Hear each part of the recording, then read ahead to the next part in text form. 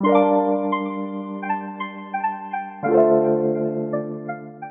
name is Edgar Orozco. I am now going to be a 1L at Columbia Law School in New York. But before all this, I had taken my LSAT in the fall of 2021, and I had not expected to get a pretty good score, so I ended up getting a 66, and I didn't know what to do. I didn't prepare any personal statements, and I started looking up all over online.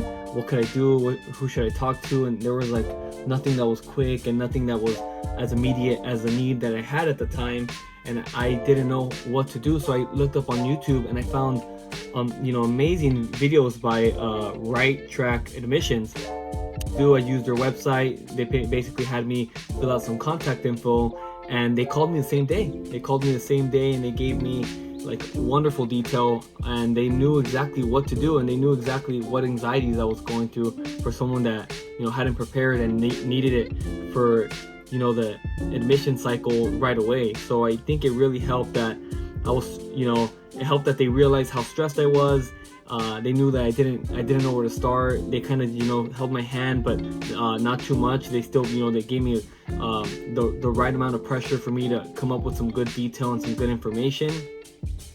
And I didn't want to squander a great LSAT, and I think that's exactly what Right Track Admissions did for me. So I found them through YouTube. They helped me basically focus on the story crafting process for my addendum, my diversity statement, my personal statement, and work up a resume in a way that I had never been taught ever. It was perfect, and it was the whole time it was dealt with a lot of empathy, and I really felt like Right Track Admissions are able to really have that empathy that they're able to get in your head in order to find like those points of passion that you need to come up with a story that you don't think about yourself, but that they're there, and they were able to really get my emotion into my applications. So I think that really helped get me into Columbia. I've been accepted to Columbia and UCI, and I'm still waiting for a lot of schools to contact me.